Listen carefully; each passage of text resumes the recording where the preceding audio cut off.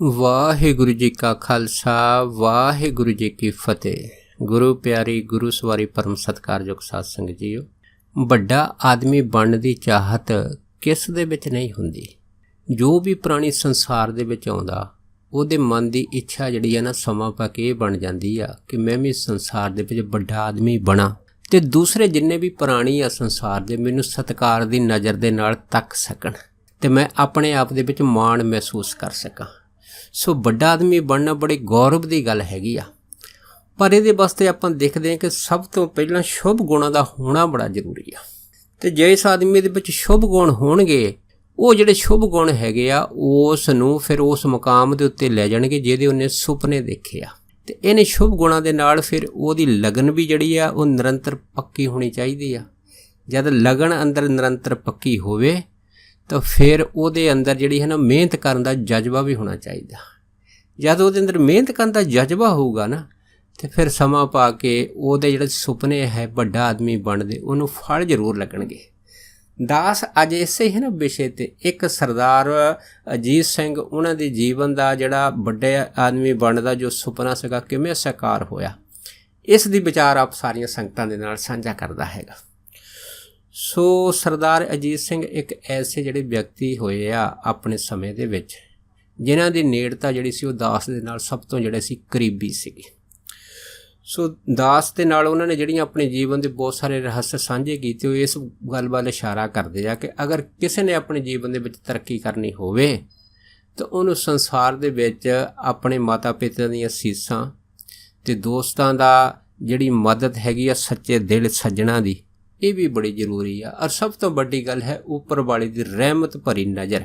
ਜਦ ਵਾਹਿਗੁਰੂ ਦੀ ਰਹਿਮਤ ਭਰੀ ਨਜ਼ਰ ਹੋ ਜਾਵੇ ਨਾ, ਤਾਂ ਫਿਰ ਕਹਿੰਦੇ ਉਹਦੀ ਜਿਹੜੀ ਤਰੱਕੀ ਹੈਗੀ ਆ, ਉਹਦੀ ਰਫਤਾਰ ਜਿਹੜੀ ਦੀ ਸਪੀਡ ਆ ਬਹੁਤ ਜ਼ਿਆਦਾ ਹੋ ਜਾਂਦੀ ਹੈ। ਸੋ ਦਾਸ ਨੇ ਅੱਜ ਸਰਦਾਰ ਅਜੀਤ ਸਿੰਘ ਹੋਣਾ ਦੇ ਜੀਵਨ ਨੂੰ ਜਿਹੜਾ ਹੈ ਆਪ ਜੀ ਦੇ ਸਾਹਮਣੇ ਇਸ ਕਰਕੇ ਪੇਸ਼ ਕੀਤਾ ਕਿਉਂਕਿ ਉਹਨਾਂ ਦਾ ਜਿਹੜਾ ਜੀਵਨ ਹੈ ਨਾ, ਉਹ ਇੱਕ ਮਹਾਂਪੁਰਖਾਂ ਵਰਗਾ ਸੀ। ਕਿਉਂਕਿ ਉਹ ਸਮਾਂ ਸੀਗਾ ਜਦੋਂ ਉਹਨਾਂ ਨੇ ਇਹ ਜਿਹੜੀ ਦਾਸ ਨਾਲ ਗੱਲ ਸਾਂਝੀ ਕੀਤੀ ਸੀਗੀ ਕਿ ਜਦੋਂ ਉਹ ਆਪਣੇ ਪਰਿਵਾਰ ਦੇ ਵਿੱਚੋਂ ਇਕੱਲੇ ਜਿਹੜੇ ਸੀਗੇ, ਆਪਣੇ ਮਾਤਾ ਪਿਤਾ ਦੇ ਇਕਲੌਤੇ ਪੁੱਤਰ ਸੀ, ਅਤੇ ਜਦ ਉਹਨਾਂ ਦੀ ਉਮਰ ਤਕਰੀਬਨ 3-4 ਸਾਲ ਦੀ ਹੋਈ ਹੈ ਅਤੇ ਉਹਨਾਂ ਦੇ ਮਾਤਾ ਜਿਹੜੇ ਸੀ ਪਰਲੋਕ ਗਮਨ ਕਰ ਗਏ ਸੀ। ਅਤੇ ਉਹਨਾਂ ਨੇ ਆਪਣੇ ਮਾਤਾ ਜੀ ਦਾ ਚਿਹਰਾ ਵੀ ਜਿਹੜਾ ਸੀਗਾ ਨੇ ਉਹ ਵੀ ਪਛਾਣਿਆ ਨਹੀਂ ਸੀ ਕਿ ਉਹ ਕਿਹੋ ਜਿਹੇ ਹੁੰਦੇ ਆ। ਸੋ ਉਸ ਹਾਲਤ ਦੇ ਵਿੱਚ ਕਹਿੰਦੇ ਜਦ ਜਿਹੜਾ ਸਮਾਂ ਗੁਜ਼ਰਿਆ ਅੱਤ ਗਰੀਬੀ ਦੇ ਵਿੱਚ, ਕਹਿੰਦੇ ਉਹ ਹੀ ਜਾਣਦੇ ਕਿਉਂਕਿ ਉਹਨਾਂ ਦੀ ਜਿਹੜੀ ਪਾਲਣਾ ਪੋਸ਼ਣਾ ਹੈਗੀ ਉਹਨਾਂ ਦੇ ਵੱਡੇ ਜਿਹੜੇ ਭੈਣ ਜੀ ਸੀਗੇ, ਜਿਨ੍ਹਾਂ ਦਾ ਨਾਮ ਕਰਤਾਰੀ ਸੀਗਾ, ਉਹਨਾਂ ਨੇ ਕੀਤੀ ਸੀ। ਇਸ ਜੀਵਨ ਦੇ ਵਿੱਚ ਉਹਨਾਂ ਦੀ ਇੱਕ ਜਿਹੜੀ ਹੈ ਨਾ ਅਹਿਮ ਘਟਨਾ ਹੈਗੀ ਆ ਜਿਸ ਨੇ ਦਾਸ ਨੂੰ ਜਿਹੜਾ ਸੀਗਾ ਬੜਾ ਆਪਣੇ ਵੱਲ ਖਿੱਚਿਆ। ਉਹ ਇਹ ਸੀਗੀ ਕਿ ਇੱਕ ਵਾਰ ਉਹਨੇ ਦੱਸਿਆ ਸੀਗਾ ਕਿ ਉਹ ਆਪਣੇ ਘਰ ਦੀ ਕੱਚੀ ਕੋਠੜੀ ਦੇ ਵਿੱਚ ਬੈਠੇ ਸੀਗੇ ਅਤੇ ਆਪਣੇ ਮਾਤਾ ਜੀ ਵੱਲ ਸੋਚ ਕੇ ਬੜੇ ਉਦਾਸ ਸੀਗੇ ਕਿ ਮੈਂ ਬਹੁਤ ਅਭਾਗਾ ਆਦਮੀ ਹਾਂ ਅਤੇ ਸਿੱਖਾਂ ਦੇ ਘਰ ਜਨਮ ਲੈ ਕੇ ਵੀ ਜਾਣੀ ਮੈਂ ਆਪਣੀ ਮਾਤਾ ਦਾ ਚਿਹਰਾ ਨਹੀਂ ਦੇਖ ਸਕਿਆ। ਕਹਿੰਦੇ ਇਸੇ ਸੋਚ ਦੇ ਵਿੱਚ ਅਸੀਂ ਬਹੁਤ ਚਿਰ ਬੈਠੇ ਰਹੇ। ਜਦ ਬੈਠਿਆਂ ਕਹਿੰਦੇ ਅਸੀਂ ਠੰਡਾ ਹੋਕਾ ਭਰਿਆ ਅਤੇ ਇਸ ਠੰਡੇ ਹੋਕੇ ਦੇ ਨਾਲ ਕਹਿੰਦੇ ਇੱਕ ਐਸਾ ਅਜਬ ਕਰਿਸ਼ਮਾ ਹੋਇਆ ਸੀਗਾ। ਉਸ ਅਜਬ ਕਰਿਸ਼ਮੇ ਨੇ ਕਹਿੰਦੇ ਮੇਰੀ ਜੀਵਨ ਦੀ ਜਿਹੜੀ ਐਸੀ ਬਾਜੀ ਨੂੰ ਪਲਟ ਦਿੱਤਾ ਹੈ ਨਾ, ਬਸ ਜਿਹਦੇ ਕਰਕੇ ਇਹ ਜਿਹੜਾ ਸੰਸਾਰ ਸੀਗਾ, ਇਹਦੀ ਖੇਡ ਤਮਾਸ਼ਾ ਜਿਹੜਾ ਸੀਗਾ ਮੈਨੂੰ ਨਜ਼ਰ ਆਉਣ ਲੱਗ ਪਿਆ ਸੀ। ਉਹ ਘਟਨਾ ਇਹ ਸੀਗੀ ਕਹਿੰਦੇ ਜਦੋਂ ਅਸੀਂ ਹੈ ਨਾ ਆਪਣੀ ਕੱਚੀ ਕੋਠੜੀ ਘਰ ਦੇ ਵਿੱਚ ਬੈਠੇ ਸੀਗੇ, ਉਸ ਟਾਈਮ ਪ੍ਰਤੱਖ ਉਸੇ ਹੀ ਕੋਠੜੀ ਦੇ ਵਿੱਚ ਬੜਾ ਭਾਰੀ ਪ੍ਰਕਾਸ਼ ਹੋਇਆ ਅਤੇ ਉਸ ਪ੍ਰਕਾਸ਼ ਦੇ ਵਿੱਚ ਪ੍ਰਤੱਖ ਧੰਨ ਗੁਰੂ ਨਾਨਕ ਸਾਹਿਬ ਮਹਾਰਾਜ ਨੇ ਮੈਨੂੰ ਕਹਿੰਦੇ ਦਰਸ਼ਨ ਦਿੱਤੇ। ਜਦ ਦਰਸ਼ਨ ਦਿੱਤੇ ਤਾਂ ਕਹਿੰਦੇ ਉਹ ਮੇਰੇ ਸੀਸ ਦੇ ਉੱਤੇ ਹੱਥ ਰੱਖ ਕੇ ਖੜ੍ਹ ਗਏ ਅਤੇ ਮੈਂ ਇਸ ਤਰ੍ਹਾਂ ਮਹਿਸੂਸ ਕਰ ਰਿਹਾ ਸੀਗਾ ਕਿ ਜਿਵੇਂ ਮੈਂ ਪੂਰਨ ਤੌਰ 'ਤੇ ਆਨੰਦ ਦੇ ਨਾਲ ਭਰ ਗਿਆ ਅਤੇ ਜਿਹਦਾ ਆਨੰਦ ਦਾ ਇਸ ਦੁਨੀਆ ਦੇ ਵਿੱਚ ਕੋਈ ਵੀ ਮੁਕਾਬਲਾ ਨਹੀਂ ਹੈ। ਭਾਵ ਕੀ ਆ ਕਿ ਕਹਿੰਦੇ ਵੀ ਧੰਨ ਗੁਰੂ ਨਾਨਕ ਸਾਹਿਬ ਤਕਰੀਬਨ ਕਹਿੰਦੇ ਮੇਰੇ ਕੋਲ ਉਹਨਾਂ ਟਾਈਮਾਂ ਦੇ ਵਿੱਚ 15-20 ਮਿੰਟ ਕਹਿੰਦੇ ਖੜ੍ਹੇ ਰਹੇ ਅਤੇ ਆਪਣੀ ਪਿਆਰ ਭਰੀ ਮਿਹਰ ਮੁਸਕਰਾਹਟ ਕਹਿੰਦੇ ਸੀ ਮੇਰੇ ਉੱਤੇ ਵਿਖਾਰਦੇ ਰਹੇ। ਉਹਨਾਂ ਦੇ ਦਰਸ਼ਨ ਕਰਨ ਦੇ ਨਾਲ ਹੀ ਹੈ ਨਾ ਕਹਿੰਦੇ ਮੇਰੇ ਜਿਹੜੀ ਸੀ ਅੰਦਰਲੀ ਚੇਤਨਾ ਉਹ ਪੂਰੀ ਤਰ੍ਹਾਂ ਜਿਹੜੀ ਸੀ ਉਹ ਜਾਗ ਚੁੱਕੀ ਸੀ। ਮੈਨੂੰ ਪਤਾ ਲੱਗ ਗਿਆ ਸੀਗਾ ਕਿ ਆ ਜੋ ਅੱਜ ਮੈਨੂੰ ਵਾਹਿਗੁਰੂ ਰੱਬ ਪਰਮਾਤਮਾ ਪ੍ਰਤੱਖ ਦਰਸ਼ਨ ਦੇ ਰਿਹਾ ਹੈ ਨਾ, ਇਹਦਾ ਬਈ ਕੋਈ ਮੇਰੇ ਪਿਛਲੇ ਕਰਮਾਂ ਦਾ ਸਹਿਯੋਗ ਆ ਜਿਹਦੇ ਕਰਕੇ ਧੰਨ ਗੁਰੂ ਨਾਨਕ ਸਾਹਿਬ ਮੈਨੂੰ ਪ੍ਰਤੱਖ ਦਰਸ਼ਨ ਦੇ ਰਹੇ ਆ। ਪਰ ਕਹਿੰਦੇ ਨੇ ਦਰਸ਼ਨਾਂ ਦੇ ਵਿੱਚ ਇੱਕ ਐਸੀ ਅਜਬ ਘਟਨਾ ਇਹ ਵੀ ਹੋਈ ਕਿ ਮੈਂ ਜਦ ਇਸ ਤਰ੍ਹਾਂ ਦਰਸ਼ਨ ਕਰ ਰਿਹਾ ਸੀਗਾ, ਧੰਨ ਗੁਰੂ ਨਾਨਕ ਸਾਹਿਬ ਜਿਹੜੇ ਸੀ ਉਹ ਮੇਰੇ ਕੋਲ ਖੜ੍ਹੇ ਸੀਗੇ ਅਤੇ ਮੇਰੇ ਵੱਲ ਦੇਖ ਦੇਖ ਕੇ ਮੁਸਕਰਾ ਰਹੇ ਸੀ। ਕਹਿੰਦੇ ਉਸੇ ਟਾਈਮ ਮੇਰੀ ਜਿਹੜੀ ਵੱਡੀ ਭੈਣ ਸੀਗੀ ਜਦ ਉਹ ਕਮਰੇ ਵਿੱਚ ਆਈ ਆ ਅਤੇ ਆ ਕੇ ਕਹਿੰਦੇ ਉਹਨੇ ਇੱਕ ਜਿਹੜੀ ਮਿੱਟੀ ਦੀ ਭੜੋਲੀ ਉਹਨਾਂ ਟਾਈਮਾਂ ਦੇ ਜਿਹਦੇ ਵਿੱਚ ਕਣਕ ਦਾ ਆਟਾ ਪਾਇਆ ਹੁੰਦਾ ਸੀ, ਉਹ ਛਾਣ ਕੇ ਪਰਾਤ ਦੇ ਵਿੱਚ ਕਹਿੰਦੇ ਬਾਹਰ ਲੈ ਗਈ। 5-7 ਮਿੰਟ ਕਹਿੰਦੇ ਉਹ ਛਾਣਦੀ ਰਹੀ ਅਤੇ ਕਹਿੰਦੇ ਮੈਂ ਦੇਖਦਾ ਰਿਹਾ। ਗੁਰੂ ਨਾਨਕ ਸਾਹਿਬ ਮੇਰੇ ਪਾਸ ਖੜ੍ਹੇ ਰਹੇ, ਮੁਸਕਰਾਉਂਦੇ ਰਹੇ। ਉਹ ਆਟਾ ਛਾਣ ਕੇ ਚਲੇ ਗਈ, ਪਰ ਕਹਿੰਦੇ ਉਹਨੂੰ ਕੋਈ ਵੀ ਇਹ ਨਹੀਂ ਪਤਾ ਲੱਗਾ ਕਿ ਅੰਦਰ ਆਹ ਘਟਨਾ ਜਿਹੜੀ ਇਸੇ ਕਮਰੇ 'ਚ ਹੋ ਰਹੀ ਆ। ਪਰ ਕਹਿੰਦੇ ਜਦੋਂ ਰੋਟੀਆਂ ਪਕਾ ਕੇ ਵਾਪਸ ਫੇਰ ਆਈ ਤਦ ਤੱਕ ਇਹ ਜਿਹੜਾ ਦ੍ਰਿਸ਼ ਸੀਗਾ ਲੋਪ ਹੋ ਚੁੱਕਾ ਸੀ। ਅਤੇ ਫਿਰ ਕਹਿੰਦੇ ਮੈਂ ਹੌਸਲਾ ਕਰਕੇ ਆਪਣੀ ਵੱਡੀ ਭੈਣ ਜੀ ਨੂੰ ਪੁੱਛ ਲਿਆ, ਮੈਂ ਕਿਹਾ ਬੀਬੀ ਤੈਂ ਕਮਰੇ 'ਚ ਕੁਛ ਦੇਖਿਆ? ਕਹਿੰਦੇ ਉਹ ਮੈਨੂੰ ਕਹਿਣ ਲੱਗੀ ਵੀਰਾ ਮੈਂ ਤਾਂ ਕੁਛ ਦੇਖਿਆ ਨਹੀਂ। ਫਿਰ ਇਹਨੇ ਮੈਨੂੰ ਪੁੱਛਿਆ ਕੀ ਹੋਇਆ? ਕਹਿੰਦੇ ਮੈਂ ਫਿਰ ਜਿਹੜੀ ਇਹ ਗੱਲ ਸੀ ਗੁਪਤ ਕਰ ਦਿੱਤੀ। ਮੈਂ ਕਿਹਾ ਨਹੀਂ ਕੁਛ ਨਹੀਂ ਹੋਇਆ। ਪਰ ਅਗਲੇ ਦਿਨ ਕਹਿੰਦੇ ਖੁਸ਼ੀ ਦੀ ਹੱਦ ਜਿਹੜੀ ਸੀ ਜਦੋਂ ਹੱਦਾਂ ਬੰਨੇ ਟੱਪ ਗਈ ਉਹ ਇਹ ਸੀਗੀ ਕਿ ਅਗਲੇ ਦਿਨ ਪ੍ਰਤੱਖ ਕਲਗੀਧਰ ਪਿਤਾ ਦਸ਼ਮੇਸ਼ ਪਿਤਾ ਜਿਹੜੇ ਸੀ ਘੋੜੇ ਦੇ ਵਿੱਚ ਮੇਰੇ ਕਮਰੇ ਦੇ ਵਿੱਚ ਆਏ ਅਤੇ ਮੈਨੂੰ ਪ੍ਰਤੱਖ ਕਹਿੰਦੇ ਉਹਨੇ ਦਰਸ਼ਨ ਦਿੱਤੇ। ਅਤੇ ਇਹ ਵੀ ਤਕਰੀਬਨ ਦਰਸ਼ਨਾਂ ਦਾ ਜਿਹੜਾ ਸੁਭਾਗਾ ਸਮਾਂ ਸੀ 15-20 ਮਿੰਟ ਰਿਹਾ। ਅਤੇ ਕਹਿੰਦੇ ਇਹ ਮੇਰੇ ਜੀਵਨ ਦੀ ਐਸੀ ਘਟਨਾ ਸੀਗੀ ਕਿ ਜਿਸ ਘਟਨਾ ਨੇ ਜਿਹੜਾ ਸੀਗਾ ਮੇਰੇ ਜੀਵਨ ਦੇ ਵਿੱਚ ਐਸੀਆਂ ਖੁਸ਼ੀਆਂ ਅਤੇ ਆਨੰਦ ਦਾ ਸਮਾਂ ਬੰਨ੍ਹ ਦਿੱਤਾ ਸੀਗਾ ਕਿ ਮੈਂ ਆਪ ਦੇ ਨਾਲ ਕਦੀ ਬਿਆਨ ਨਹੀਂ ਸੀ ਕਰ ਸਕਦਾ। ਸੋਹਣੇ ਨੇ ਦੱਸਿਆ ਸੀਗਾ ਕਿ ਇਸ ਘਟਨਾ ਨੇ ਮੈਨੂੰ ਦੱਸਿਆ ਹੈਗਾ ਕਿ ਤੈਂ ਜੀਵਨ ਦੇ ਵਿੱਚ ਆ ਕੇ ਹੈ ਨਾ ਸੰਸਾਰ ਦੇ ਵਿੱਚੋਂ ਕਿਹੋ ਜਿਹੇ ਕੰਮ ਕਰਨੇ ਆ। ਅਤੇ ਕਹਿੰਦੇ ਇਹ ਕੰਮਾਂ ਦੇ ਕਰਕੇ ਕਹਿੰਦੇ ਫਿਰ ਮੈਨੂੰ ਜਾਣੀ ਕਿ ਇਹ ਚੀਜ਼ ਦਾ ਚੰਗੀ ਤਰ੍ਹਾਂ ਜਿਹੜਾ ਸੀ ਪਤਾ ਲੱਗ ਚੁੱਕਾ ਸੀਗਾ ਕਿ ਭਾਈ ਅਗਰ ਜੀਵਨ ਦੇ ਵਿੱਚ ਤਰੱਕੀ ਕਰਨੀ ਆ, ਕੰਮ ਕਰਨਾ ਹੈ ਤਾਂ ਫਿਰ ਸਭ ਤੋਂ ਪਹਿਲਾਂ ਤੈਨੂੰ ਚੰਗੇ ਉਸਤਾਦ ਚੰਗੇ ਗੁਰੂ ਧਾਰਨ ਦੀ ਲੋੜ ਹੈ। ਔਰ ਖ਼ਾਸ ਕਰਕੇ ਚੰਗਾ ਉਸਤਾਦ ਜਿਹੜਾ ਹੈ ਨਾ ਤੈਨੂੰ ਚੰਗੀ ਪ੍ਰੇਰਨਾ ਦੇ ਕੇ ਇੱਕ ਚੰਗਾ ਉਦਮੀ ਜਿਹੜਾ ਹੈ ਨਾ ਕਹਿੰਦੇ ਸਿੱਖ ਬਣਾ ਦੇਵੇਗਾ। ਅਤੇ ਉਹਨਾਂ ਨੇ ਦੱਸਿਆ ਸੀਗਾ ਕਿ ਉਹ ਭਾਵੇਂ ਅਤ ਗਰੀਬੀ ਦੀ ਹਾਲਤ ਵਿੱਚ ਘਰ ਦੇ ਵਿੱਚ ਰਹਿੰਦੇ ਸੀਗੇ। ਉਹਨਾਂ ਦੇ ਪਿਤਾ ਜੀ ਬਾਜ ਫੌਜ ਵਿੱਚ ਜ਼ਰੂਰ ਕਾਰਜ ਕਰਦੇ ਹੁੰਦੇ ਸੀ, ਪਰ ਘਰ ਦੇ ਵਿੱਚ 4 ਭੈਣਾਂ ਹੋਣ ਕਰਕੇ ਕਹਿੰਦੇ ਘਰ ਦੀ ਜਿਹੜੀ ਜ਼ਿੰਮੇਵਾਰੀ ਸੀ ਛੋਟੀ ਉਮਰ ਦੇ ਵਿੱਚ ਹੀ ਕਹਿੰਦੇ ਮੇਰੇ 'ਤੇ ਪੈ ਗਈ ਸੀ। ਲੇਕਿਨ ਇਹ ਸਮਾਂ ਉਹ ਸੀ ਜਦੋਂ ਕਹਿੰਦੇ ਪਾਕਿਸਤਾਨ ਅਜੇ ਬਣਿਆ ਨਹੀਂ ਸੀ ਅਤੇ ਸਾਰੇ ਮੁਲਕ ਦੇ ਵਿੱਚ ਗੋਰਿਆਂ ਦਾ ਰਾਜ ਚੱਲਦਾ ਹੁੰਦਾ ਸੀ। ਅਤੇ ਉਸ ਟਾਈਮ ਕਹਿੰਦੇ ਜਿਹੜੇ ਸਕੂਲ ਹੁੰਦੇ ਸੀਗੇ ਖਾਸ ਕਰਕੇ ਹਾਈ ਸਕੂਲ ਬਹੁਤ ਦੂਰ ਜਿਹੜੇ ਸੀਗੇ ਉਹ ਪਿੰਡਾਂ ਵਿੱਚ ਹੁੰਦੇ ਸੀਗੇ ਅਤੇ ਕਈਆਂ ਮੀਲਾਂ ਤੋਂ ਜਿਹੜੇ ਖਾਸ ਕਰਕੇ ਉਦਮੀ ਵਿਦਿਆਰਥੀ ਸੀ ਇਹਨਾਂ ਸਕੂਲਾਂ 'ਚ ਪੜ੍ਹਨ ਆਉਂਦੇ ਸੀ। ਕਹਿੰਦੇ ਮੈਂ ਵੀ ਇਸ ਤਰ੍ਹਾਂ ਕਰਦਾ ਹਾਂ ਕਿਸੇ ਜਿਹੜੇ ਸੀ ਉਹਨਾਂ ਟਾਈਮਾਂ ਦੇ ਵਿੱਚ ਜਿਸ ਸਕੂਲ 'ਚ ਪੜ੍ਹਦਾ ਸੀਗਾ ਉਹ ਘਰੋਂ ਬੜਾ ਦੂਰ ਸੀਗਾ। ਲੇਕਿਨ ਕਹਿੰਦੇ ਮੈਂ ਸਕੂਲ ਦੇ ਵਿੱਚ ਬਾਕੀ ਜਿਹੜੇ ਵਿਸ਼ੇ ਸੀਗੇ ਪੜ੍ਹਾਈਆਂ ਦੇ ਉਹਨਾਂ ਵਿਸ਼ਿਆਂ ਦੇ ਵਿੱਚ ਕਹਿੰਦੇ ਮੈਂ ਬਹੁਤ ਹੁਸ਼ਿਆਰ ਸੀਗਾ। ਔਰ ਖ਼ਾਸ ਕਰਕੇ ਅਗਰ ਇੱਕ ਵਿਸ਼ਾ ਜਿਹੜਾ ਸੀ ਮੇਰੇ ਜੇਨ ਦੇ ਵਿੱਚ ਨਹੀਂ ਸੀ ਆਉਂਦਾ ਉਹ ਸੀਗਾ ਕਹਿੰਦੇ ਹਿਸਾਬ ਦਾ, ਮੈਥ ਦਾ। ਲੇਕਿਨ ਜਿਹੜੇ ਕਹਿੰਦੇ ਮੈਥ ਦੇ ਸਵਾਲ ਸੀ ਹੈ ਨਾ ਜੋ ਹਿਸਾਬ ਸੀਗਾ ਕਹਿੰਦੇ ਇਹਦੇ ਵਿੱਚੋਂ ਮੇਰੇ ਘੱਟ ਨੰਬਰ ਆਉਂਦੇ ਹੁੰਦੇ ਸੀ। ਉਹ ਪੇਪਰ ਤਕਰੀਬਨ ਕਹਿੰਦੇ 25 ਨੰਬਰ ਦਾ ਪੈਂਦਾ ਹੁੰਦਾ ਸੀ ਉਸ ਟਾਈਮ ਦੇ ਵਿੱਚ ਅਤੇ ਮੇਰੇ 25 ਵਿੱਚੋਂ 5 ਜਾਂ 6 ਨੰਬਰ ਵੱਧ ਤੋਂ ਵੱਧ ਆਉਂਦੇ ਹੁੰਦੇ ਸੀ। ਅਤੇ ਜਿਹੜੇ ਹੁਸ਼ਿਆਰ ਵਿਦਿਆਰਥੀ ਸੀ ਉਹਨਾਂ ਦੇ ਕਿਸੇ ਦੇ 15 ਅਤੇ ਕਿਸੇ ਦੇ 18 ਨੰਬਰ ਤੱਕ ਕਹਿੰਦੇ ਇਹ ਜਿਹੜਾ ਸੀਗਾ ਹਿਸਾਬ ਦਾ ਪੇਪਰ ਇਹਦੇ ਵਿੱਚ ਨੰਬਰ ਆਉਂਦੇ ਹੁੰਦੇ ਸੀ। ਪਰ ਕਹਿੰਦੇ ਦੇਖੋ ਰੱਬ ਦੀ ਮਿਹਰ ਦੇ ਨਾਲ ਇੱਕ ਚੰਗਾ ਉਸਤਾਦ ਟੀਚਰ ਕਹਿੰਦੇ ਮੈਨੂੰ ਉਸੇ ਸਕੂਲ ਦੇ ਵਿੱਚ ਮਿਲਿਆ। ਜਦ ਕਹਿੰਦੇ ਗਰਮੀ ਦੀਆਂ ਛੁੱਟੀਆਂ ਹੋਈਆਂ ਉਸ ਟੀਚਰ ਉਸਤਾਦ ਨੇ ਮੈਨੂੰ ਪੜ੍ਹਾਈ ਦੀ ਨਜ਼ਰ ਦੇ ਵਿੱਚੋਂ ਤੱਕ ਲਿਆ ਕਿ ਇਹ ਬੱਚਾ ਜਿਹੜਾ ਹੈਗਾ ਇਹਦਾ ਭਵਿੱਖ ਬੜਾ ਸੁਨਹਿਰੀ ਹੈ, ਇਹ ਆਪਣੇ ਜੀਵਨ ਦੇ ਵਿੱਚ ਉੱਚੇ ਮੁਕਾਮ 'ਤੇ ਪਹੁੰਚ ਸਕਦਾ ਹੈਗਾ। ਲੇਕਿਨ ਇਹਦੇ ਵਿੱਚ ਇੱਕ ਜਿਹੜੀ ਘਾਟ ਜੀਵਨ ਦੇ ਵਿੱਚ ਇਹ ਆ ਕਿ ਇੱਕ ਤਾਂ ਇਹਦੀ ਆਰਥਿਕ ਤੰਗੀ ਹੈ ਅਤੇ ਦੂਸਰੀ ਘਾਟ ਇਹ ਵੀ ਇਹਨੂੰ ਕੋਈ ਚੰਗਾ ਉਸਤਾਦ ਗਾਈਡ ਕਰਨ ਵਾਲਾ ਜਿਹੜਾ ਹੈ ਨਾ ਦੂਸਰਾ ਆਦਮੀ ਨਹੀਂ ਮਿਲਿਆ। ਪਰ ਦੇਖੋ ਕਹਿੰਦੇ ਰੱਬ ਦੀ ਮਿਹਨਤ ਦੇ ਸਦਕਾ, ਰੱਬ ਦੀ ਕਿਰਪਾ ਦੇ ਸਦਕਾ, ਰੱਬ ਦੇ ਪਿਆਰ ਦੇ ਸਦਕਾ ਕਹਿੰਦੇ ਫਿਰ ਉਹ ਟੀਚਰ ਨੇ ਮੈਨੂੰ ਆਪਣੇ ਦਫ਼ਤਰ 'ਚ ਬੁਲਾਇਆ। ਅਤੇ ਜਦ ਗਰਮੀ ਦੀਆਂ ਛੁੱਟੀਆਂ ਹੋਈਆਂ ਅਤੇ ਮੈਨੂੰ ਕਹਿਣ ਲੱਗਾ ਕਿ ਦੇਖੋ ਅਸੀਂ ਸਕੂਲ ਦੇ ਜਿੰਨੇ ਵੀ ਬੱਚਿਆਂ ਨੂੰ ਗਰਮੀਆਂ ਦੀ ਛੁੱਟੀਆਂ ਦਾ ਜਿਹੜਾ ਜੋ ਵੀ ਕੰਮ ਸਿਲੇਬਸ ਦੇ ਹਿਸਾਬ ਦੇ ਨਾਲ ਦੇ ਤਾ, ਪਰ ਤੇਰਾ ਜਿਹੜਾ ਸਿਲੇਬਸ ਇੱਕੋ ਇੱਕ ਹੈ ਕਿ ਤੈਂ ਘਰ ਜਾ ਕੇ ਕੇਵਲ ਅਤੇ ਕੇਵਲ ਮੈਥ ਦੀਆਂ ਜਿੰਨੀਆਂ ਵੀ ਉਦਾਹਰਨਾਂ ਐਗਜ਼ਾਮਪਲਾਂ ਹੈਗੀਆਂ, ਸੂਤਰ ਹੈਗੇ, ਬਸ ਇਹਨਾਂ ਨੂੰ ਯਾਦ ਕਰਨਾ, ਇਹਨਾਂ ਨੂੰ ਚੰਗੀ ਤਰ੍ਹਾਂ ਦੁਹਰਾਉਣਾ, ਆਪਣੇ ਮਨ ਦੇ ਵਿੱਚ ਚੰਗੀ ਤਰ੍ਹਾਂ ਇਹ ਜਿਹੜੇ ਸੂਤਰ ਆ ਯਾਦ ਕਰ ਲੈਣੇ ਆ। ਕਹਿੰਦੇ ਮੈਂ ਇਸ ਤਰ੍ਹਾਂ ਹੀ ਕੀਤੀ। ਮੈਂ ਕਿਹਾ ਜੀ ਠੀਕ ਆ, ਜੋ ਤੁਸੀਂ ਕਹੋਗੇ ਮੈਂ ਉਸੇ ਚੀਜ਼ 'ਤੇ ਪਹਿਰਾ ਦਊਂਗਾ। ਫਿਰ ਕਹਿੰਦੇ ਮੈਨੂੰ ਟੀਚਰ ਕਹਿਣ ਲੱਗੇ ਕਿ ਇਹਨਾਂ ਗਰਮੀਆਂ ਛੁੱਟੀਆਂ ਦੇ ਵਿੱਚ ਤੇਰਾ ਅਸੀਂ ਆਉਂਦੇ ਦਾ ਪੇਪਰ ਜਿਹੜਾ ਹੈਗਾ ਉਹ ਲੈਣਾ ਹੈ ਅਤੇ ਤੇਰਾ ਪੇਪਰ ਦੇ ਵਿੱਚ ਅਗਰ ਤੂੰ ਪਾਸ ਹੋ ਗਿਆ ਅਤੇ ਅਸੀਂ ਜਿਹੜਾ ਤੇਰੇ ਉੱਤੇ ਜਿਹੜਾ ਉਹ ਮਾਣ ਰੱਖਾਂਗੇ। ਅਗਰ ਤੂੰ ਇਸ ਮੈਥ ਦੇ ਵਿੱਚ ਫੇਲ ਹੋ ਗਿਆ ਅਤੇ ਫਿਰ ਅਸੀਂ ਸਾਰੀ ਉਮਰ ਜਦ ਤੱਕ ਤੂੰ ਸਕੂਲ 'ਚ ਪੜ੍ਹੂੰਗਾ ਤੇਰੀ ਕੋਈ ਮਾਲੀ ਸਹਾਇਤਾ ਨਹੀਂ ਕਰਾਂਗੇ। ਕਹਿੰਦੇ ਇਹ ਕਹਿ ਕੇ ਜਦੋਂ ਗਰਮੀ ਦੀਆਂ ਛੁੱਟੀਆਂ ਹੋਈਆਂ ਮੈਂ ਘਰ ਆ ਗਿਆ। ਘਰ ਆ ਕੇ ਮੈਂ ਚੰਗੀ ਤਰ੍ਹਾਂ ਜਿਹੜਾ ਸੀ ਉਹ ਮੈਥ ਦੇ ਜਿੰਨੇ ਸੂਤਰ ਜੋ ਸੀਗੇ ਉਦਾਹਰਨਾਂ ਸੀਗੀਆਂ ਸਾਰਿਆਂ ਨੂੰ ਚੰਗੀ ਤਰ੍ਹਾਂ ਯਾਦ ਕੀਤਾ। ਛੁੱਟੀਆਂ ਖਤਮ ਹੋਣ 'ਤੇ ਜਦ ਸਕੂਲੇ ਪਹੁੰਚੇ ਉਸੇ ਟੀਚਰ ਨੇ ਮੇਰਾ ਜਦ ਪੇਪਰ ਲਿਆ ਤੇ ਉਸ ਪੇਪਰ ਦੇ ਵਿੱਚ ਮੇਰੇ 25 ਚੋਂ 22 ਨੰਬਰ ਸੀ। ਜਦ 22 ਨੰਬਰ ਆਏ ਤਾਂ ਉਸ ਟੀਚਰ ਨੇ ਮੈਨੂੰ ਦਫ਼ਤਰ 'ਚ ਬੁਲਾ ਕੇ ਕਹਿਣ ਲੱਗਾ, ਅਜੀਤ ਸਿੰਘ ਤੈਂ ਕਹਿੰਦੇ ਨਕਲ ਮਾਰਨੀ ਕਿੱਥੋਂ ਸਿੱਖ ਲਈ ਆ?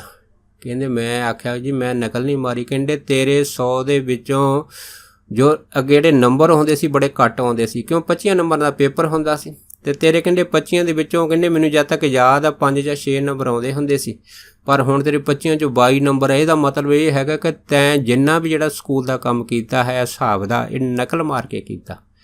ਪਰ ਕਹਿੰਦੇ ਕਿਉਂਕਿ ਦੇਖੋ ਸੱਚ ਜਿਹੜਾ ਹੁੰਦਾ ਹੈ ਬੱਬਰ ਸ਼ੇਰ ਦੀ ਨਿਆਈ ਹੁੰਦਾ। ਕਹਿੰਦੇ ਮੈਂ ਆਪਣੇ ਹੌਸਲੇ ਨੂੰ ਬੁਲੰਦ ਕਰਕੇ ਟੀਚਰ ਨੂੰ ਸਪਸ਼ਟ ਤੌਰ 'ਤੇ ਕਹਿ ਦਿੱਤਾ ਮੈਂ ਕੋਈ ਨਕਲ ਨਹੀਂ ਮਾਰੀ, ਇਹ ਜਿਹੜੇ 22 ਨੰਬਰ ਹੈ ਮੇਰੀ ਮਿਹਨਤ ਦਾ ਨਤੀਜਾ ਹੈਗਾ। ਅਗਰ ਤੁਹਾਨੂੰ ਫਿਰ ਵੀ ਯਕੀਨ ਨਹੀਂ ਤੁਸੀਂ ਮੇਰਾ ਦੁਬਾਰਾ ਪੇਪਰ ਲੈ ਸਕਦੇ ਹੋ।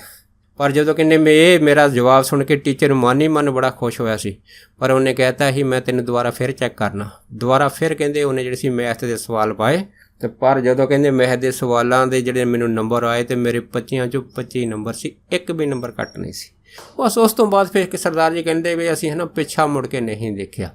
ਉਸ ਤੋਂ ਬਾਅਦ ਜਦ ਕਹਿੰਦੇ ਫਿਰ ਫੌਜ ਦੇ ਵਿੱਚ ਨੌਕਰੀ ਹੋਈ, ਉਸ ਨੌਕਰੀ ਤੋਂ ਕਹਿੰਦੇ ਮੈਂ ਇੰਨਾ ਜ਼ਿਆਦਾ ਜਿਹੜਾ ਸੀਗਾ ਉਹ ਪ੍ਰਭਾਵਿਤ ਹੋਇਆ ਸੀਗਾ ਕਿ ਫੌਜ ਦੀ ਨੌਕਰੀ ਕਰਨੀ ਜਿਹੜੀ ਹੈ ਨਾ ਉਹ ਸਿੱਖ ਲਈ ਜਿਹੜੀ ਸੀ ਉਹਨਾਂ ਟਾਈਮਾਂ 'ਚ ਬੜੀ ਜ਼ਰੂਰੀ ਸੀ, ਕਿਉਂਕਿ ਸੱਚੀ ਸੁੱਚੀ ਕਿਰਤ ਸੀ ਅਤੇ ਦੂਸਰਾ ਸੀ ਇਹ ਦੇਸ਼ ਭਗਤੀ ਸੀ।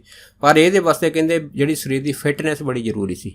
ਇਸ ਕਰਕੇ ਪੜ੍ਹਾਈ ਦੇ ਨਾਲ ਨਾਲ ਕਹਿੰਦੇ ਮੈਂ ਆਪਣੀ ਸਰੀਰ ਵੱਲ ਬਹੁਤ ਜ਼ਿਆਦਾ ਧਿਆਨ ਦਿੱਤਾ। ਸਵੇਰੇ ਉੱਠ ਕੇ ਦੌੜ ਲਾਉਣੀ, ਫਿਰ ਡੰਡ ਬੈਠਕਾਂ ਮਾਰਨੇ, ਜਿਹਦੀ ਬਦੌਲਤ ਕਹਿੰਦੇ ਸਿਹਤ ਮੇਰੀ ਦਿਨਾਂ ਵਿੱਚ ਐਸੀ ਭਰਪੂਰ ਹੋਈ ਕਿ ਮੇਰੀ ਖੁਰਾਕ ਜਿਹੜੀ ਸੀ ਇੰਨੀ ਤਾਕਤਵਰ ਇੰਨੀ ਵਧਣ ਲੱਗੀ ਕਿ ਮੈਂ ਖੜਾ 1 ਕਿਲੋ ਜਲੇਬੀਆਂ ਅਤੇ 1 ਕਿਲੋ ਦੁੱਧ ਜਿਹੜਾ ਸੀ ਉਹ ਆਮ ਜਿਹੜਾ ਸੀ ਉਹ ਛਕ ਜਾਂਦਾ ਹੁੰਦਾ ਸੀ ਉਹਨਾਂ ਟਾਈਮਾਂ ਦੇ ਵਿੱਚ। ਐਸੀ ਕਹਿੰਦੇ ਮੇਰੀ ਸਿਹਤ ਜਿਹੜੀ ਸੀ ਉਹਨਾਂ ਟਾਈਮਾਂ 'ਚ ਬਣੀ ਆ। ਅਤੇ ਜਦੋਂ ਕਹਿੰਦੇ ਮੈਂ ਗੋਰਿਆਂ ਦੀ ਫੌਜ 'ਚ ਭਰਤੀ ਹੋਇਆ ਅਤੇ ਲਗਨ ਤਾਂ ਮੈਨੂੰ ਸੀਗੀ ਅਤੇ ਕਹਿੰਦੇ ਐਜ ਏ ਕਲਰਕ ਭਰਤੀ ਹੋਇਆ। ਇਸ ਕਲਰਕ ਦੀ ਭਰਤੀ ਦੇ ਵਿੱਚ ਮੇਰੀ 11 ਰੁਪਈਏ ਤਨਖਾਹ ਲੱਗੀ ਉਹਨਾਂ ਟਾਈਮਾਂ 'ਚ। ਅਤੇ ਲੇਕਿਨ ਇਸ 11 ਰੁਪਈਆਂ ਨੂੰ ਪਾ ਕੇ ਕਹਿੰਦੇ ਮੈਨੂੰ ਬਹੁਤ ਭਾਰੀ ਪ੍ਰਸੰਨਤਾ ਹੋਈ, ਕਿਉਂਕਿ ਮੈਂ ਬਿਲਕੁਲ 0 ਲੈਵਲ ਤੋਂ ਜਿਹੜਾ ਸੀਗਾ ਉੱਪਰ ਨੂੰ ਉੱਠਿਆ ਸੀਗਾ। ਅਤੇ ਇਸ 11 ਰੁਪਈਏ ਦੀ ਤਨਖਾਹ ਦੇ ਵਿੱਚ 10 ਰੁਪਈਏ ਕਹਿੰਦੇ ਮੈਂ ਆਪਣੇ ਜਿਹੜੇ ਸੀਗੇ ਉਹ ਪੇਰੈਂਟਸ ਉਹਨਾਂ ਨੂੰ ਖਰਚਾ ਭੇਜਣਾ ਅਤੇ 1 ਰੁਪਈਆ ਆਪਣਾ ਜਿਹੜਾ ਸੀ ਮਹੀਨੇ ਦੇ ਖਰਚੇ ਵਾਸਤੇ ਰੱਖਣਾ। ਭਾਵ ਕੀ ਆ ਕਿ ਆਪਣੇ ਪੇਰੈਂਟਸ ਦੀ ਜਿਹੜੀ ਸੇਵਾ ਹੈ ਨਾ ਕਹਿੰਦੇ ਮੈਂ ਗੁਰੂ ਜਾਣ ਕੇ ਕੀਤੀ। ਕਿਉਂ ਇਹ ਚੀਜ਼ ਜਿਹੜੀ ਸੀਗੀ ਇਹ ਮੇਰੀ ਧਰਮ ਦੇ ਵਿੱਚ ਮੈਨੂੰ ਜਿਹੜੀ ਉੱਚੀ ਸੰਗਤ ਸੀਗੀ ਉਸ ਨੇ ਜਿਹੜੀ ਸਿਖਾਤੀ ਸੀ ਕਿ ਮਾਂ ਬਾਪ ਦੀ ਸੇਵਾ ਤੋਂ ਬਗੈਰ ਜੀਵਨ ਦੇ ਵਿੱਚ ਕੋਈ ਵੀ ਬੰਦਾ ਕਿਸੇ ਵੀ ਧਰਮ ਦਾ ਕਾਰਜ ਕਰੇ ਕੁਛ ਵੀ ਕਰੇ ਸਭ ਅਧੂਰਾ ਹੈ, ਸਭ ਥੋਥਾ ਹੈ, ਜਿਹਦਾ ਕੋਈ ਮਤਲਬ ਨਹੀਂ ਹੈ।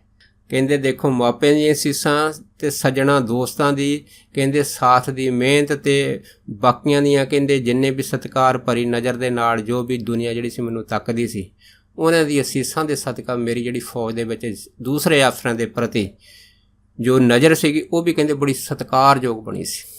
ਕਿਉਂਕਿ ਕਹਿੰਦੇ ਅਸੀਂ ਜਿਹੜਾ ਕੰਮ ਸੀਗਾ ਇਹ ਕਦੀ ਨਹੀਂ ਸੀ ਛੱਡਿਆ, ਕਿਉਂਕਿ ਮੈਂ ਇਕੱਲਾ ਹੀ 3 ਆਦਮੀਆਂ ਦੇ ਬਰਾਬਰ ਦਾ ਕੰਮ ਜਿਹੜਾ ਫੌਜ 'ਚ ਕਰਦਾ ਰਹੀਆਂ, ਜਿਸ ਕਰਕੇ ਜਿਹੜੇ ਗੋਰੇ ਅਫਸਰ ਸੀ ਮੇਰੇ ਉੱਤੇ ਜ਼ਿਆਦਾ ਪ੍ਰਸੰਨ ਹੁੰਦੇ ਸੀਗੇ। ਔਰ ਕਹਿੰਦੇ ਇਸ ਪ੍ਰਸੰਨਤਾ ਦਾ ਕਾਰਨ ਜਿਹੜਾ ਸੀ ਦੂਸਰਾ ਇਹ ਵੀ ਸੀਗਾ ਕਿ ਮੈਂ ਕਦੀ ਵੀ ਕਿਸੇ ਅਫਸਰ ਨੂੰ ਸ਼ਿਕਾਇਤ ਦਾ ਮੌਕਾ ਨਹੀਂ ਸੀ ਦਿੱਤਾ। ਸਾਰੇ ਅਫਸਰ ਜਿਹੜੇ ਸੀ ਉਹ ਮੇਰੇ 'ਤੇ ਜ਼ਿਆਦਾ ਪ੍ਰਸੰਨ ਹੁੰਦੇ ਸੀ। ਪਰ ਇੱਕ ਵਾਰ ਕਹਿੰਦੇ ਕੀ ਹੋਇਆ ਕਿ ਇੱਕ ਵਾਰ ਜਦ ਮੈਂ ਛੁੱਟੀ ਜਿਹੜਾ ਸੀਗਾ ਉਹ ਘਰ ਆਇਆ 2 ਮਹੀਨੇ ਵਾਸਤੇ, ਪਰ ਉਸ ਟਾਈਮ ਇੱਕ ਬ੍ਰਿਟਿਸ਼ ਗੌਰਮੈਂਟ ਵੱਲੋਂ ਐਸਾ ਜਿਹੜਾ ਐਲਾਨ ਆਇਆ ਸੀਗਾ ਕਿ ਜਿਹੜੇ ਗੌਰਮੈਂਟ ਦੀ ਨੌਕਰੀ ਖਾਸ ਕਰਕੇ ਫੌਜੀ ਜਿਹੜੇ ਔਨ ਡਿਊਟੀ ਹੈ ਉਹਨਾਂ ਦੀ ਪ੍ਰਮੋਸ਼ਨ ਕਰ ਦਿੱਤੀ ਜਾਵੇ, ਤਰੱਕੀ ਕਰ ਦਿੱਤੀ, ਉਹਨਾਂ ਨੂੰ ਅਗਲਾ ਰੈਂਕ ਦਿੱਤਾ ਜਾਵੇ। ਪਰ ਕਹਿੰਦੇ ਮੈਂ ਛੁੱਟੀ ਗਿਆ ਸੀ, ਜਦ ਮੈਂ ਕਹਿੰਦੇ ਉੱਥੇ ਦੁਬਾਰਾ ਆਪਣੀ ਡਿਊਟੀ ਜੁਆਇਨ ਕੀਤੀ ਛੁੱਟੀ ਖਤਮ ਹੋਣ ਤੋਂ ਬਾਅਦ, ਅਤੇ ਮੈਂ ਕੀ ਦੇਖਿਆ ਮੇਰੇ ਨਾਲ ਦੇ ਜਿਹੜੇ ਜਿੰਨੇ ਸਾਥੀ ਸੀ ਉਹਨਾਂ ਦੀ ਪ੍ਰਮੋਸ਼ਨ ਹੋ ਚੁੱਕੀ ਸੀ, ਪਰ ਉਹਦੇ ਵਿੱਚ ਮੇਰਾ ਨੰਬਰ ਪ੍ਰਮੋਸ਼ਨ ਦੇ ਵਿੱਚ ਨਹੀਂ ਸੀਗਾ। ਕਹਿੰਦੇ ਇਸ ਗੱਲ ਦਾ ਮੈਨੂੰ ਬੜਾ ਖਦਸ਼ਾ ਹੋਇਆ ਸੀ। ਪਰ ਜਦੋਂ ਮੈਂ ਉੱਚ ਅਧਿਕਾਰੀ ਨੂੰ ਮਿਲ ਕੇ ਆਪਣੀ ਇਹ ਸ਼ਿਕਾਇਤ ਜਿਹੜੀ ਸੀ ਉਹਨਾਂ ਤੱਕ ਪਹੁੰਚਾਈ ਅਤੇ ਕਹਿੰਦੇ ਉਹ ਉੱਚ ਅਧਿਕਾਰੀਆਂ ਨੇ ਮੈਨੂੰ ਇਹ ਗੱਲ ਕਹੀ ਆ ਕਿ ਜੋ ਐਲਾਨ ਪਿੱਛੋਂ ਬ੍ਰਿਟਿਸ਼ ਗੌਰਮੈਂਟ ਦਾ ਆਇਆ ਉਸ ਲਾਅ ਦੇ ਅਨੁਸਾਰ ਕਹਿੰਦੇ ਅਸੀਂ ਜਿੰਨੇ ਵੀ ਸਿਪਾਹੀ ਡਿਊਟੀ 'ਤੇ ਸੀਗੇ ਉਹਨਾਂ ਦੀ ਤਰੱਕੀ ਕਰ ਦਿੱਤੀ। ਪਰ ਕਹਿੰਦੇ ਮੈਂ ਇਹ ਗੱਲ ਕਹੀ ਕਿ ਮੈਂ ਤਾਂ ਜਿਹੜੀ ਛੁੱਟੀ ਜੋ ਬਣਦੀ ਸੀ ਸਰਕਾਰ ਦੀ ਉਹ ਛੁੱਟੀ ਦੇ ਹਿਸਾਬ ਨਾਲ ਪਿੰਡ ਗਿਆ ਸੀ, ਫਿਰ ਮੇਰੀ ਤਰੱਕੀ ਕਿਉਂ ਨਹੀਂ ਹੋਈ? ਅਤੇ ਫਿਰ ਕਹਿੰਦੇ ਅਫਸਰ ਕਹਿਣ ਲੱਗੇ ਵੀ ਇਸ ਤਰ੍ਹਾਂ ਦਾ ਕਾਨੂੰਨ ਨਹੀਂ ਆ, ਅਤੇ ਸਾਨੂੰ ਇਹ ਕਾਨੂੰਨ ਇਹੋ ਹੀ ਹੁਕਮ ਸੀ ਬ੍ਰਿਟਿਸ਼ ਗੌਰਮੈਂਟ ਵੀ ਜਿਹੜੇ ਅਫਸਰ ਡਿਊਟੀ 'ਤੇ ਆ ਜਾਂ ਜੋ ਜਵਾਨ ਡਿਊਟੀ 'ਤੇ ਉਹਨਾਂ ਦੀ ਤਰੱਕੀ ਕਰਦੇ। ਜਦ ਕਹਿੰਦੇ ਉਹਨੇ ਇੰਨੀ ਗੱਲ ਕਹੀ ਅਤੇ ਕਹਿੰਦੇ ਫਿਰ ਮੈਂ ਜਿਹੜੀ ਸੀ ਆਪਣੇ ਗੋਰੇ ਅਫਸਰ ਨੂੰ ਹੋਰ ਤਾਂ ਕੁਛ ਕਹਿ ਨਹੀਂ ਸਕਿਆ, ਪਰ ਮੇਰੇ ਮੂੰਹੋਂ ਇਹ ਨਿਕਲਿਆ ਇਟ ਇਜ਼ ਨੋਟ ਜਸਟਿਸ, ਇਹ ਤੁਹਾਡਾ ਕੋਈ ਇਨਸਾਫ ਨਹੀਂ ਹੈ। ਕਹਿੰਦੇ ਇੰਨੀ ਗੱਲ ਹੋਈ। ਉਹ ਗੋਰੇ ਅਫਸਰ ਦੇ ਮਨ ਦੇ ਵਿੱਚ ਕਹਿੰਦੇ ਪਤਾ ਨਹੀਂ ਕੀ ਜਿਹੜੀ ਸੀ ਉਹ ਐਸੀ ਸੱਟ ਵੱਜੀ, ਉਹ ਮਨ ਹੀ ਮਨ ਬੜਾ ਸ਼ਰਮਿੰਦਾ ਹੋਇਆ। ਪਰ ਉਸ ਤੋਂ ਬਾਅਦ ਉਹਨੇ ਘੰਟੇ ਬਾਅਦ ਮੈਨੂੰ ਦਫ਼ਤਰ ਫੇਰ ਬੁਲਾਇਆ, ਇੱਕ ਚਿੱਠੀ ਦੇ ਕੇ ਤੇ ਕਹਿੰਦੇ ਮੈਨੂੰ ਕਹਿਣ ਲੱਗੇ ਇਸ ਕਰ ਇਹ ਚਿੱਠੀ ਹੈੱਡ ਆਫਿਸ ਲੈ ਜਾ, ਉੱਥੇ ਜਿਹੜਾ ਵੱਡਾ ਸਾਹਿਬ ਆ ਨਾ ਉਹਨੂੰ ਇਹ ਮੇਰੀ ਚਿੱਠੀ ਦੇ ਦੇਣੀ। ਕਹਿੰਦੇ ਪਰ ਮੈਨੂੰ ਇਹ ਨਹੀਂ ਸੀ ਪਤਾ ਕਿ ਚਿੱਠੀ ਵਿੱਚ ਕੀ ਲਿਖਿਆ ਹੈਗਾ। ਕਹਿੰਦੇ ਮੈਂ ਸਲੂਟ ਮਾਰ ਕੇ ਜਦ ਵੱਡੇ ਅਫਸਰ ਦੇ ਸਾਹਮਣੇ ਚਿੱਠੀ ਲੈ ਕੇ ਗਿਆ, ਕਹਿੰਦੇ ਉਹ ਅਫਸਰ ਨੇ ਜਦ ਚਿੱਠੀ ਪੜ੍ਹੀ ਤਾਂ ਉਸ ਅਫਸਰ ਨੇ ਮੇਰੇ ਪੈਰਾਂ ਤੋਂ ਲੈ ਕੇ ਸਿਰ ਵੱਲ 3 ਵਾਰ ਦੇਖਿਆ। 3 ਵਾਰ ਦੇਖ ਕੇ ਤੇ ਕਹਿੰਦੇ ਵੀ ਮੈਂ ਹੈਰਾਨ ਸੀ ਕਿ ਉਹ ਮੈਨੂੰ ਹੈਰਾਨੀ ਦੀ ਨਜ਼ਰ ਨਾਲ ਕਿਉਂ ਤੱਕ ਰਿਹਾ ਹੈ। ਪਰ ਕਿਉਂਕਿ ਉਸ ਚਿੱਠੀ ਵਿੱਚ ਉਸ ਗੋਰੇ ਅਫਸਰ ਨੇ ਜਿਹਨੇ ਮੈਨੂੰ ਚਿੱਠੀ ਦਿੱਤੀ ਸੀ ਉਹਦੇ ਵਿੱਚ ਇਹ ਲਿਖਿਆ ਸੀਗਾ ਕਿ ਇਹ ਸਰਦਾਰ ਅਜੀਤ ਸਿੰਘ ਆਪਣੀ ਜਿਹੜੀ ਕਾਨੂੰਨੀ ਛੁੱਟੀ ਹੈਗੀ ਫੌਜ ਦੀ ਉਹ ਲੈ ਕੇ ਪਿੰਡ ਗਿਆ ਸੀਗਾ, ਪਰ ਬ੍ਰਿਟਿਸ਼ ਗੌਰਮੈਂਟ ਵੱਲੋਂ ਜੋ ਆਰਡਰ ਆਇਆ ਸੀ ਕਿ ਜਿਹੜੇ ਸਿਪਾਹੀ ਔਨ ਡਿਊਟੀ ਉਹਨਾਂ ਦੀ ਤਰੱਕੀ ਕਰ ਦਿੱਤੀ ਜਾਵੇ, ਸੋ ਉਹਨਾਂ ਦੇ ਆਰਡਰ ਅਨੁਸਾਰ ਉਹਨਾਂ ਦੀ ਤਰੱਕੀ ਹੋ ਗਈ, ਪਰ ਛੁੱਟੀ ਜਾਣ ਕਰਕੇ ਇਹਦੀ ਤਰੱਕੀ ਜਿਹੜੀ ਹੈ ਉਹ ਨਹੀਂ ਹੋ ਸਕੀ। ਪਰ ਮੈਂ ਇੰਨਾ ਕਹਿਣਾ ਚਾਹੁੰਦਾ ਕਿ ਜਿੰਨੇ ਵੀ ਜਵਾਨਾਂ ਦੀ ਫੌਜ ਵਿੱਚ ਤਰੱਕੀ ਹੋਈ ਹੈ ਉੱਪਰਲੇ ਅਹੁਦੇ ਦੀ, ਉਹਨਾਂ ਸਾਰਿਆਂ ਜਵਾਨਾਂ ਵਿੱਚ ਅਗਰ ਕੋਈ ਬੈਸਟ ਜਵਾਨ ਹੈ ਤਾਂ ਉਹ ਹੈ ਸਰਦਾਰ ਅਜੀਤ ਸਿੰਘ ਜੋ ਤੁਹਾਡੇ ਸਾਹਮਣੇ ਖੜਾ ਹੈ। ਇਹ ਜਿਹੜਾ ਸੀ ਸਾਰਾ ਉਸ ਛੋਟੇ ਗੋਰੇ ਅਫਸਰ ਨੇ ਕਹਿੰਦੇ ਚਿੱਠੀ ਦੇ ਵਿੱਚ ਆਪ ਲਿਖਿਆ ਸੀਗਾ। ਪਰ ਦੇਖੋ ਜਿਸ ਮੇਨ ਗੋਰੇ ਦਫ਼ਤਰ ਨੇ ਚਿੱਠੀ ਪੜ੍ਹੀ ਸੀ, ਕਹਿੰਦੇ ਉਹਨੇ ਮੇਰੇ ਪੈਰਾਂ ਤੋਂ ਲੈ ਕੇ ਸਿਰ ਵੱਲ 3 ਵਾਰੀ ਦੇਖਿਆ ਸੀ ਤੇ ਦੇਖਦੇ ਸਾਰ ਹੀ ਕਹਿੰਦੇ ਮੈਨੂੰ ਉਹਨੇ ਕਹਿਤਾ ਸੀ ਯੂ ਆਰ ਦਾ ਵੈਸਟ, ਕਹਿੰਦੇ ਤੂੰ ਸਾਰਿਆਂ ਨਾਲੋਂ ਵੈਸਟ ਹੈ। ਇਸੇ ਕਰਕੇ ਕਹਿੰਦੇ ਭਾਵੇਂ ਬ੍ਰਿਟਿਸ਼ ਸਰਕਾਰ ਨੇ ਤੇਰੀ ਤਰੱਕੀ ਦੇ ਆਰਡਰ ਕਾਨੂੰਨ ਸਾਰਾ ਅਸੀਂ ਨਹੀਂ ਕਰ ਸਕਦੇ, ਪਰ ਮੈਂ ਤੈਨੂੰ ਦੂਸਰਿਆਂ ਦੇ ਬਰਾਬਰ ਜਿਹੜੀ ਪ੍ਰਮੋਸ਼ਨ ਹੈਗੀ ਆ ਹੁਣੇ ਕਰ ਦਿੰਦਾ। ਉਹਨੇ ਨਾਲ ਹੀ ਕਹਿੰਦੇ ਮੇਰੀ ਪ੍ਰਮੋਸ਼ਨ ਜਿਹੜੀ ਸੀ ਕਰ ਦਿੱਤੀ ਸੀ। ਸੋ ਕਹਿਣ ਤੋਂ ਭਾਵ ਹੈ ਜਿਹੜੇ ਬੰਦੇ ਉਦਮੀ ਆ ਨਾ, ਉਦਮੀ ਬੰਦਿਆਂ ਦੇ ਉੱਪਰ ਕੁਦਰਤੀ ਜਿਹੜੇ ਨਾ ਸੱਚੇ ਸੁੱਚੇ ਜੋ ਇਨਸਾਨ ਚਾਹੇ ਉਹ ਕਿਸੇ ਵੀ ਜਿਹੜੇ ਹੈਗੇ ਅਹੁਦੇ 'ਤੇ ਹੋਣ, ਉਹਨਾਂ ਦੇ ਅੰਦਰ ਵਾਹਿਗੁਰੂ ਵਸ ਕੇ ਉਹਨਾਂ ਦੀ ਗੁਪਤ ਤਰੀਕੇ ਦੇ ਨਾਲ ਮਦਦ ਕਰ ਦਿੰਦਾ ਹੈ। ਉਸ ਤੋਂ ਬਾਅਦ ਫਿਰ ਉਹਨੇ ਦੱਸਿਆ ਸੀਗਾ ਕਿ ਜਦੋਂ ਫਿਰ ਜਿਹੜੀ ਸੀਗੀ ਇਹ ਸੰਨ 47 ਦਾ ਜਦੋਂ ਬਟਵਾਰੇ ਦੀ ਗੱਲ ਹੋਈ, ਬਹੁਤ ਰੌਲੇ ਪਏ ਆਲੇ ਦੁਆਲੇ ਪਿੰਡਾਂ ਦੇ ਵਿੱਚ। ਇਹਨਾਂ ਪਿੰਡਾਂ ਵਿੱਚ ਰੌਲੇ ਪੈਣ ਕਰਕੇ ਬੜੀ ਜਿਹੜੀ ਸੀ ਕਟਾ ਵੱਢ ਹੋਈ ਆ। ਪਰ ਉਹਨਾਂ ਸਮਿਆਂ ਦੇ ਵਿੱਚ ਕਹਿੰਦੇ ਇਸ ਕਟਾ ਵੱਢ ਦੇ ਵਿੱਚ ਆਮ ਜਿਹੜੇ ਆਦਮੀ ਸੀਗੇ ਉਹ ਇਸ ਕਟਾ ਵੱਢ ਨੂੰ ਮੋਹਰਾ ਬਣਾ ਕੇ ਦੂਸਰੇ ਜਿਹੜੇ ਘਰਾਂ ਦੇ ਵਿੱਚੋਂ, ਖਾਸ ਕਰਕੇ ਮੁਸਲਿਮ ਘਰਾਂ ਦੇ ਵਿੱਚੋਂ ਜਿਹੜਾ ਸਮਾਨ ਸੀ ਉਹ ਚੱਕ ਕੇ ਆਪਣੇ ਘਰ ਲਿਆਉਂਦੇ ਹੁੰਦੇ ਸੀ। ਤੇ ਉਧਰੋਂ ਜਿਹੜੇ ਮੁਸਲਮਾਨ ਸੀ ਉਹ ਵੀ ਜਿਹੜੇ ਜਦ ਉਹਨਾਂ ਦਾ ਕਿਤੇ ਜਿਹੜਾ ਸੀ ਹੱਥ ਪੈਂਦਾ ਸੀ ਉਹ ਦੂਸਰਿਆਂ ਦੇ ਕੋਲੋਂ ਸਮਾਨ ਚੱਕ ਕੇ ਆਪਣੇ ਘਰ ਲੈ ਆਉਂਦੇ ਹੁੰਦੇ ਸੀ। ਇਸ ਤਰ੍ਹਾਂ ਦਾ ਟਾਈਮਾਂ 'ਚ ਮਾਹੌਲ ਸੀਗਾ। ਪਰ ਕਹਿੰਦੇ ਮੈਂ ਸਭ ਕੁਝ ਛੱਡ ਕੇ ਉਹ ਜਿਹੜੇ ਸਿੱਖ ਵੀਰ ਜਿਹੜੇ ਜਥੇਦਾਰਾਂ ਦੇ ਰੂਪ ਦੇ ਵਿੱਚ ਦੂਸਰੇ ਪਿੰਡਾਂ ਦੀ ਮਦਦ ਕਰਦੇ ਹੁੰਦੇ ਸੀ, ਉਹਨਾਂ ਦੇ ਗਰੁੱਪਾਂ ਦੇ ਵਿੱਚ ਕਹਿੰਦੇ ਅਸੀਂ ਜਿਹੜੇ ਸੀ ਉਹ ਪਹਿਰੇਦਾਰ ਬਣ ਕੇ ਇਹ ਜਿਹੜੇ ਸੰਨ 47 ਦੇ ਰੌਲੇ ਸੀਗੇ ਉਸ ਟਾਈਮ ਕਹਿੰਦੇ ਆਪਣੇ ਹੱਥ ਦੇ ਵਿੱਚ ਜਿਹੜੇ ਸੀ ਹਥਿਆਰ ਫੜ ਕੇ, ਖਾਸ ਕਰਕੇ ਸ੍ਰੀ ਸਾਹਿਬ ਜਾਂ ਹੋਰ ਜਿੰਨੇ ਵੀ ਰਵਾਇਤੀ ਸਿੱਖੀ ਦੇ ਹਥਿਆਰ ਹੈਗੇ ਉਹਨਾਂ ਟਾਈਮਾਂ ਵਿੱਚ ਫੜ ਕੇ ਦੂਸਰੇ ਪਿੰਡਾਂ ਦੀ ਜਿਹੜੀ ਉਹ ਮਦਦ ਕਰਦੇ ਰਹੇ ਆ। ਤੇ ਸਾਰੀ ਰਾਤ ਜਾਗਣਾ, ਆਪਣੀ ਜ਼ਿੰਦਗੀ 'ਚ ਇਹਨੂੰ ਖਤਰੇ 'ਚ ਪਾਉਣਾ। ਪਰ ਇੱਕ ਵੀ ਕਹਿੰਦੇ ਸਮਾਨ ਅਸੀਂ ਕਿਸੇ ਵੀ ਮੁਸਲਮਾਨ ਦੇ ਘਰ ਤੋਂ ਚੱਕ ਕੇ ਆਪਣੇ ਘਰ ਦੇ ਵਿੱਚ ਨਹੀਂ ਲਿਆਂਦਾ। ਇਸ ਕਰਕੇ ਨਹੀਂ ਲਿਆਂਦਾ ਕਿ ਪਤਾ ਨਹੀਂ ਇਹ ਚੀਜ਼ ਉਸ ਆਦਮੀ ਨੇ ਜਾਂ ਉਸ ਪਰਿਵਾਰ ਨੇ ਕਿੰਨੀ ਰੀਝ ਨਾ ਬਣਾਈ ਹੋਵੇ।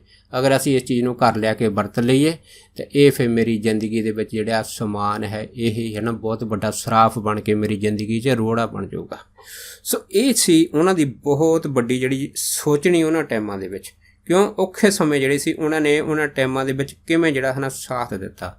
ਤੇ ਜਿਹਦੀ ਬਦੌਲਤ ਕਹਿੰਦੇ ਫਿਰ ਜਦ ਮੁਲਕ ਆਜ਼ਾਦ ਹੋਇਆ ਕੁਝ ਸਮੇਂ ਤੋਂ ਬਾਅਦ ਫਿਰ ਜਦ ਨੌਕਰੀਆਂ ਬਹਾਲ ਹੋਈਆਂ, ਫਿਰ ਐਜੂਕੇਸ਼ਨ ਡਿਪਾਰਟਮੈਂਟ ਦੇ ਮਹਿਕਮੇ ਦੇ ਵਿੱਚ ਇੱਕ ਉੱਚ ਅਫਸਰ ਦੀ ਜਿਹੜੀ ਕੁਰਸੀ ਦੇ ਉੱਤੇ ਕਹਿੰਦੇ ਸੀਗੇ ਮੈਨੂੰ ਜਿਹੜਾ ਸੀਗਾ ਉਹ ਸਰਕਾਰ ਨੇ ਬਿਠਾ ਲਿਆ ਸੀਗਾ। ਉਹਦੇ ਵਿੱਚ ਕਹਿੰਦੇ ਇਹ ਸੀਗਾ ਕਿ ਤੇਰੀ ਡਿਊਟੀ ਇਹ ਹੈ ਕਿ ਜਿੰਨੇ ਵੀ ਜਿਹੜੇ ਸਕੂਲ ਆ ਇਹਨਾਂ ਸਕੂਲਾਂ ਦੇ ਵਿੱਚ ਖਾਸ ਕਰਕੇ ਜਿਹੜੇ ਅਨਅਪਲਾਈਮੈਂਟ ਜੋ ਵਧੀਆ ਪੜ੍ਹਾਈ ਕਰਨ ਵਾਲੇ ਜਿਹੜੇ ਉਹ ਉਹਨਾਂ ਟਾਈਮਾਂ ਦੇ ਵਿੱਚ ਸਟੂਡੈਂਟ ਆ ਉਹਨਾਂ ਨੂੰ ਨੌਕਰੀਆਂ ਦਿਵਾਉਣੀਆਂ। ਫੋਰ ਖਾਸ ਕਰਕੇ ਕਹਿੰਦੇ ਮੈਂ ਜਿਹੜੇ ਸੀ ਜਦ ਇਸ ਮਹਿਕਮੇ ਵਿੱਚ ਟੀਚਰਾਂ ਦੀ ਭਰਤੀ ਦੀ ਜਿਹੜੀ ਨਿਯੁਕਤੀ ਸੀ ਮੇਰੇ ਹੱਥਾਂ 'ਚ ਆਈ ਤਾਂ ਮੈਂ ਕਹਿ ਛੱਡਿਆ ਸੀਗਾ ਅਗਰ ਕੋਈ ਜਿਹੜਾ ਬੱਚਾ ਹੈਗਾ ਚੰਗਾ ਪੜ੍ਹਿਆ ਲਿਖਿਆ ਹੈ, ਕੋਰਸ ਕੀਤਾ ਹੈਗਾ, ਅਗਰ ਉਹਨੂੰ ਕਿਸੇ ਵੀ ਸਕੂਲ ਦੇ ਵਿੱਚ ਕੋਈ ਵੀ ਜਿਹੜੀ ਖਾਲੀ ਵੈਕੈਂਸੀ ਮਿਲਦੀ ਉਹ ਮੇਰੇ ਨਾਲ ਸੰਪਰਕ ਕਰੇ ਤਾਂ ਜੋ ਮੈਂ ਉਹਦੀ ਹੈਲਪ ਕਰਕੇ ਉਹਨੂੰ ਉਹ ਨੌਕਰੀ ਜਿਹੜੀ ਦਿਵਾ ਸਕਾਂ। ਇਸ ਕਰਕੇ ਉਹਨਾਂ ਨੇ ਇੱਕ ਨਹੀਂ ਬਹੁਤ ਸਾਰੇ ਜਿਹੜੇ ਟੀਚਰ ਅਨਅਪਲਾਈਡ ਸੀਗੇ ਉਹਨਾਂ ਟਾਈਮਾਂ ਦੇ ਵਿੱਚ ਉਹਨਾਂ ਨੂੰ ਸਕੂਲਾਂ ਦੇ ਵਿੱਚ ਨੌਕਰੀਆਂ ਬਣਾ ਕੇ ਜਿਹੜਾ ਸੀਗਾ ਨੌਕਰੀਆਂ 'ਤੇ ਲਗਾ ਕੇ ਬਹਾਲ ਕੀਤਾ ਸੀਗਾ।